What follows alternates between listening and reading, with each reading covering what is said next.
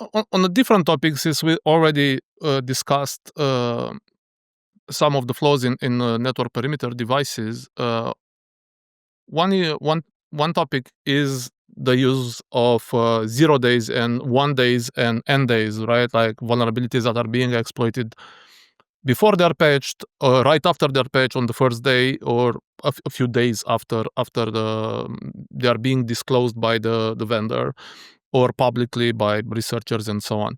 And a patch is available. The problem is we've seen this window of patching becoming smaller and smaller for organizations, right? And traditionally, enterprises have patching cycles. They need to test patches, they need to schedule downtimes. There are critical systems that cannot easily be taken offline without planned downtimes and so on, right? What are some of the challenges there? How are companies, supposed to deal with that and address those problems? Yeah, no, that's a great question. Indeed, the windows are becoming shorter, right? We do see, for instance, automated scanners, botnets, and things that are just like roaming on the internet and exploiting whatever can be exploited. We do see that the inclusion of new vulnerabilities into those type of malware is happening, very quickly these days, right? Whenever we have, for instance, networks of honeypots and things that are catching malicious activity on the internet, we see that whenever there is a new proof of concept of a vulnerability that is relevant, in a matter of hours, there are people scanning for those vulnerabilities. There are malware that already includes those and that's trying to exploit those things and then self-replicate and so on.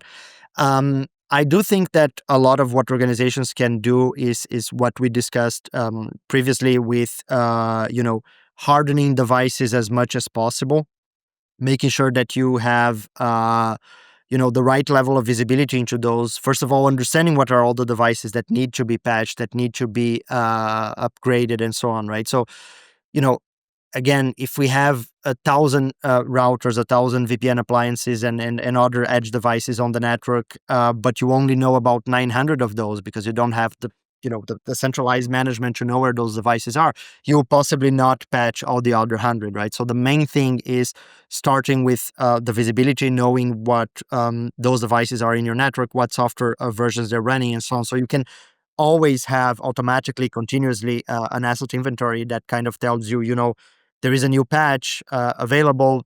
I can quickly query my system and see, okay, I have this 900, 800, 700 routers that need to be upgraded, right? That's the first thing. The second thing is more on the hardening, as discussed before. Disable the services that maybe are not used, right? A lot of vulnerabilities affect interfaces or services that maybe you don't need to be exposed online, that maybe you don't need to be running to have that device providing the service that it's needed for your own business, right? So again, you have a router that or you have a VPN appliance where users can log in, but maybe you don't need the management interface, or maybe you don't need the SSH interface of that VPN appliance to be exposed online, or maybe you don't need a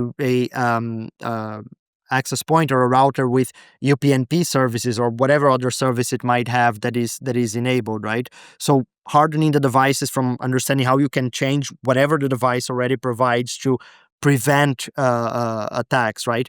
And then, yes, patching is something that you have to deal with. It's as we said, vulnerabilities are not going away and patching is not going away. So understanding how you can have that in your kind of incident response plan or vulnerability management plan, or what level of risk do you accept with what devices, what's the most critical thing, what devices you can bring offline for a short period of time without affecting certain parts of the business. All of that has to do with planning before something happens, right? If you're waiting for a patch to happen to then understand how that will be applied and so on, you're probably late to the game. You need to have a plan beforehand so you know what parts of your network can be affected and what the impact that will have on your business. Just to quote some statistics here, for example, according to a study, the State of Exploitation report for the first half of the year from vulnerability intelligence firm Vulncheck, they tracked 432 new vulnerabilities that were exploited this year, and a third of them were 0 days and 1 days, which is a very high number compared to I don't know, in the past years and maybe 5 years ago. And then there's obviously differences between different type of products, right? For example, according to Qualys, one SharePoint vulnerability that was being exploited and also weaponized, in their telemetry, it showed that almost 70% of organizations patched it on the first day, the same day the patch came out.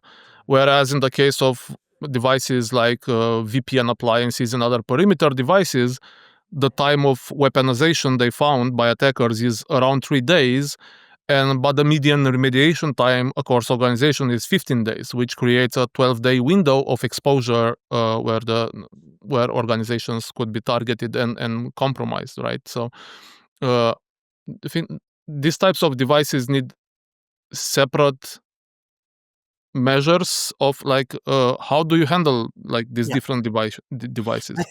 And also there's also medical devices in hospitals. There's obviously industrial control devices inside manufacturing plants and things like that also have vulnerabilities from time to time. Yeah. No, those are all good questions. So first of all, the statistics that you mentioned there, they kind of match the things that we observe as well. I'm not surprised. Let's say they're really matching our own observations. Second of all, I can tell you about another statistic that we once heard from a specific vendor of industrial equipment, industrial controllers, and they were telling us when we were disclosing a vulnerability to them, we were telling, look, we found this, you have to produce a patch. We will disclose this in X amount of months when things are patched and so on. They told us, we'll work on it. Thank you for reporting and so on. But do you know how many of our customers will very likely, from historical point of view, apply these patches? And I was like, yeah, I don't know, hopefully 50%. They told us 10%, right? So they expect that only 10% of their customers will ever patch a critical industrial controller, because oftentimes organizations are not doing the right level of vulnerability management on this type of device, right? The more ICS, as you mentioned there. But backtracking a little bit to the other example that you gave, the network devices, those are some that are very critical, are very important. They are patched, as you mentioned, but they are patched after 15 days. And going back to what I was saying before, I think that the problem there is that they don't get the same level of attention as the IT devices, as the workstations, the endpoint, the traditional endpoints, let's say, right? So I don't think, and you mentioned the statistic, right? I don't think any organizations wait 15 days to patch their Windows devices, right? Usually that's either an automatic process these days or something that will take, a couple of days. Why is it that other types of devices that are unmanaged are taking longer? Well, one of the reasons is that they are unmanaged, right? Maybe you don't have the right level of visibility into them, or even if you do, you were not considering them to have probably the same level of risk. You're not prioritizing that enough, right? So I think that the main call to action here to organizations is to make sure that, this is a trend that's not going away. Attackers moving to other types of devices that are not traditional IT and using those for initial access, for lateral movement, for getting some sort of impact. You need to put that into consideration, include that in your risk calculus, and make sure that, if you're taking 15 days to patch it, it's because you're accepting those 15 days of risk. If you don't want to accept 15 days of risk, you need to reduce that, right? You need either more manpower to work on those patches, or you need to figure out a way to do that more automatically. You need the right level of investment into security tools and so on. But it's the first step, definitely accepting that, this is a reality. There are exploits happening. It's taking longer to patch. Let's look at that and let's figure out a way to reduce that time. And finally, I want to talk a little bit about the impact of AI, obviously, on not only cybersecurity in general, because we know attackers are already using AI or LLMs, large language models, for better phishing lures and maybe even writing some malicious code, some malicious scripts and things like that. But in particularly in the area of vulnerability finding research, right? Earlier this year, I wrote a story, like at the beginning of the year. I wrote a story where I interviewed several vulnerability researchers and penetration testers, and some of them were already using LLMs to assist them quite successfully in finding vulnerabilities, and were of the opinion that while those tools at the time were not ready to just find flaws on their own, even though there are examples, there are some purpose-made tools that are LLM powered to find vulnerabilities. Um, they will get there. They will lower the barrier to entry for attackers, whereas an attacker with less knowledge in this area might be able to more easily to find the vulnerability. Yeah. Right? And I know your team did a study over the course of many months testing, I don't know, 50 LLMs, I think, both commercial and underground and things like that. And your findings kind of echoed that the tools were not ready yet to do vibe hacking, which I guess is a term that is correspondent to vibe coding, because these tools are used to do coding these days quite extensively, right? But do you see them getting there? And I think there were some notes in your study about you observing improvements even across those several months where you run repeated tests on these LLMs, that you've seen improvements. And what are your thoughts on that? How can that change the threat landscape or the vulnerability landscape and the zero-day vulnerability landscape? Yeah. No, those are all great questions. So indeed, we looked at, so as everybody else, we had this question, right? Like, AI tools are there. We are using that internally to find vulnerabilities, right? And we use that for specific tasks, like when we're reverse engineering something, we need to rename some variables, figure out what some piece of code does, find out some more information about a specific architecture because we deal with embedded devices. All of those things are things that AI is helping us greatly with and accelerating the process and so on. What we haven't done yet, and then we were wondering, are attackers doing that? Is anybody doing that? Is, have the vibe hacking kind of approach, right? It's like throw a code base at an AI and say, find the vulnerabilities, exploit them, do everything automatic, and I don't need a vulnerability researcher anymore, right? I'll just report this to a bug bounty program or to a vendor, and that's it. And basically what we realize is that the tools are not there yet. They might get there someday. Let's talk about this in a while, but they're not there yet for several reasons, right? So they're great at assisting you. They're great at kind of working with you as you do the job and as you guide them to where you want them to go. But fully doing end-to-end things, they're not there yet, right? So like, you ask the vulnerability, you send a code base and you ask the AI to find some vulnerabilities. It will often find new interesting things mixed with a lot of hallucinations, mixed with things that are false positives, mixed with things that maybe are not relevant, and so on and so on. So you still need to then figure out what is the one thing that you actually are interested in, that you actually want to exploit.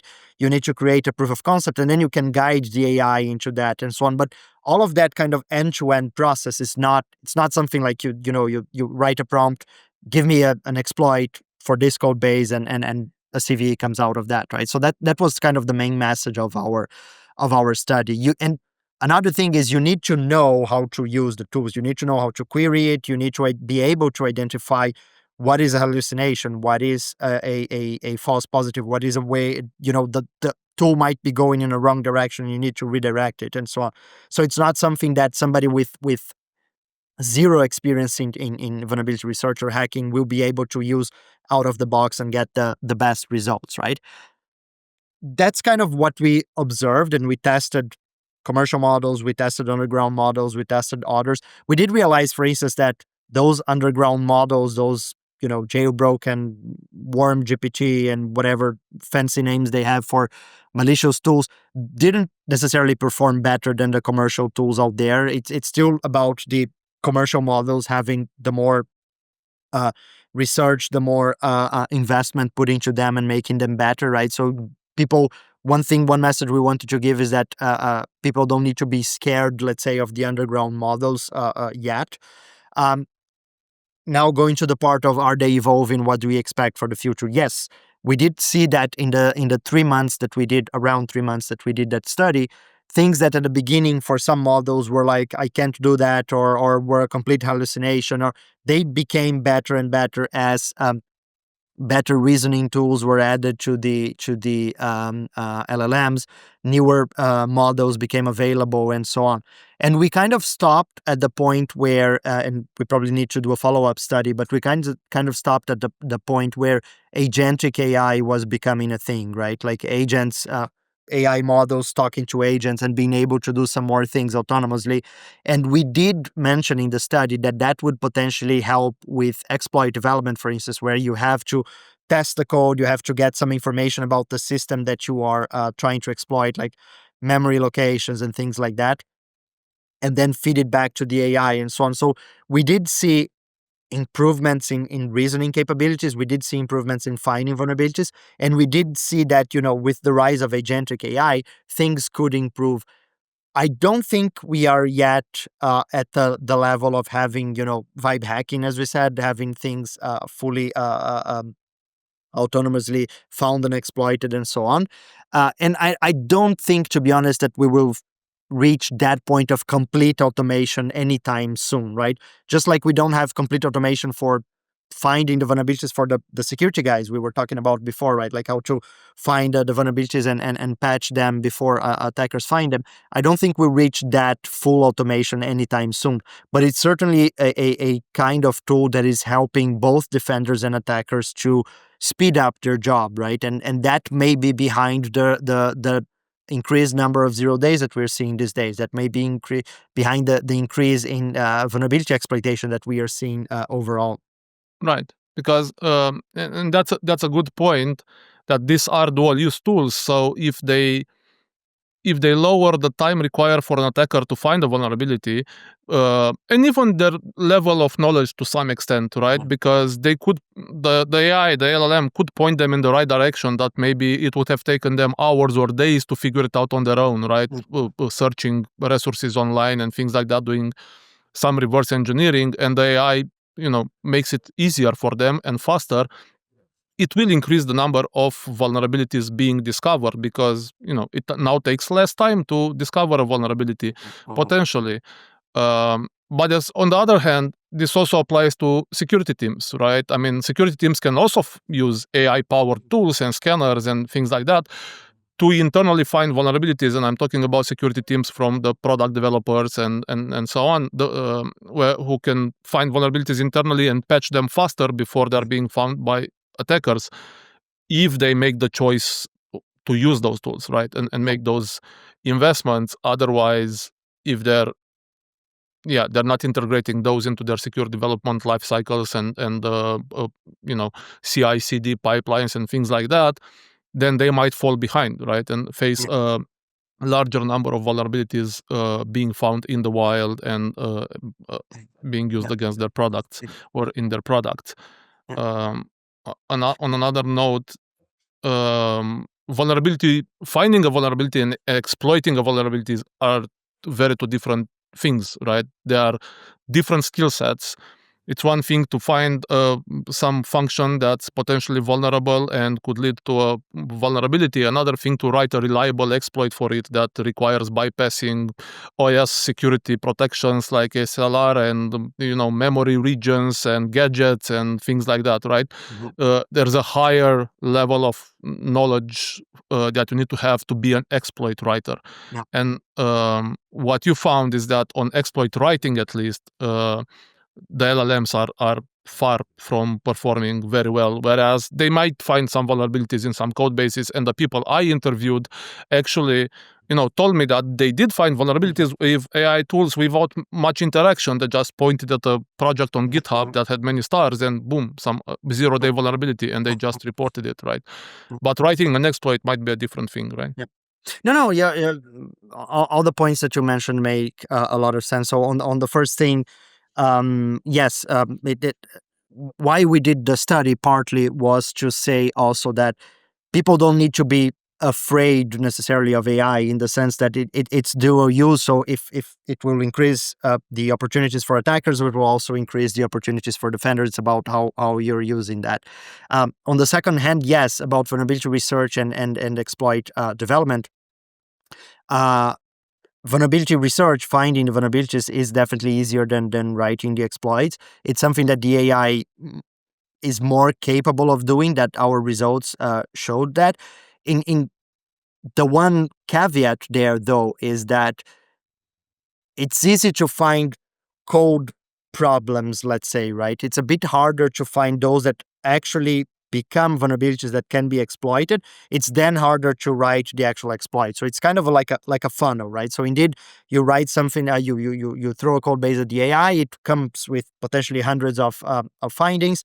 Figuring out which of those actually make sense within the whole code base, within how an attacker will interact with it, how a system is deployed, and so on, that becomes a vulnerability. And then from that vulnerability to actually being able to write an exploit, and write an exploit that is consistent, that works across different machines, different user inputs, and so on, that's even harder, right? So I think technology is evolving. I think AI capabilities are evolving. Like I said, the reasoning models increased a lot the capabilities of finding the vulnerabilities. Agentic AI is very likely going to help a lot with the exploit development because it's much more iterative and it depends much more on the actual system where you're deploying something.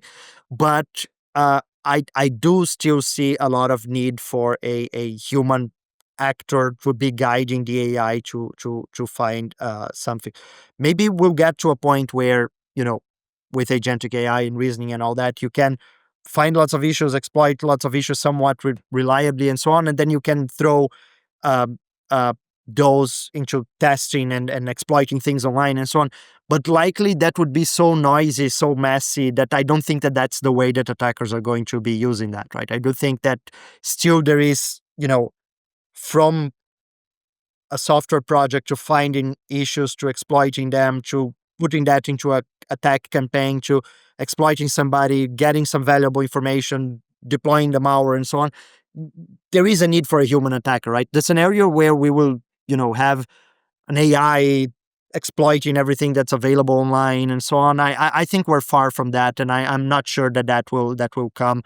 So that, again, going back to the beginning of my answer, the reason why we did this study partly is so that people are less afraid of AI and understand the technology and how it can help defenders, attackers, and so on.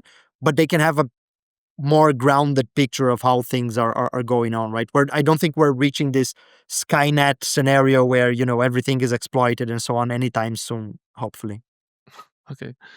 On one note that I wanted to bring up is that um, re-engineering exploits basically is or finding bypasses to existing patches, because in many cases some vulnerabilities, as you know, are being patched with a blacklist approach, right? Especially input sanitization. Instead of fixing the core issue, we are going to basically filter out this particular attack pattern that this particular exploit is using, right? And with all blacklist-based approaches, there someone will come along eventually and find a different way around those filters that you put in place, right? And one researcher that I actually interviewed has done this with a vulnerability in Zimbra. It's an web-based email platform that was being exploited in the wild. And she used ChatGPT at the time to basically ask, hey, can you still make this exploit? Here's the patch, here's the exploit. Can you still make this exploit work? And the ChatGPT was able to basically, sure, re-engineer that exploit, and it resulted in a bypass, which in the industry is treated as a new vulnerability. Usually it gets a new CVE and all that, right? So is there a risk there that vulnerabilities that we think are patched might suddenly become, reactivated again because people are using LLMs to find bypasses, basically? Oh, absolutely. That's a really interesting use case. And yes, a lot. I mentioned in a previous answer, right? A lot of vulnerabilities these days are actually fixed in a way that is incomplete, that either leads to new vulnerabilities or, like you said, because it's a small change in an attack path, we'll get a new CV, it's a new issue, and so on. That's happening a lot, and definitely AI can help with that. Not just that, but also things like maybe it's the same CV, but you have detection signatures, right, in IDS systems and so on that detect a specific type of exploit, specific locations and all that, and then you can use AI to change that a little bit and bypass the signatures. Or for malware and so on, not just a specific exploit, but malware as a whole being more difficult to detect. That for sure is something that is going on, is going to happen more and more. But like I said, I don't think it's the kind of fully end-to-end automatic, find something, exploit something, do everything, right? You still need that human perception of like, oh, okay, this is a vulnerability that has that specific kind of patch, and can you find a way to bypass it, and then it will work on this target, and so on and so on. But definitely that's something that I think that we will see more and more. And again, that's one thing. I think that's the one thing that probably the security teams in the product development companies should be using more often, right? Like maybe you got a vulnerability report from a researcher or from your internal team or something, and you produce a patch, you produce a fix. Why don't you ask the AI to bypass that fix and use that as an assistant, right? As somebody that you're kind of guiding and saying, can you bypass my patch? Can you find a way around it? And then you work to fix those bypasses as well. I think that would be the dual use way of leveraging this technology for the good, rather than just creating more issues, finding more vulnerabilities, and so on. Thanks a lot for taking the time to chat with me and share your insights into these complex issues that companies have to deal with in the world of cybersecurity. Yeah, thanks a lot, Lucian. It's as usual. It's a pleasure to talk to you and to see your point of view on those things as well. For sure, technology is evolving. There will be more vulnerabilities, but there's always things that people can look into to reduce the risk, to understand the situation, and consume threat intelligence in a way that helps your business rather than just getting you scared. Great. Thank you. Thank you.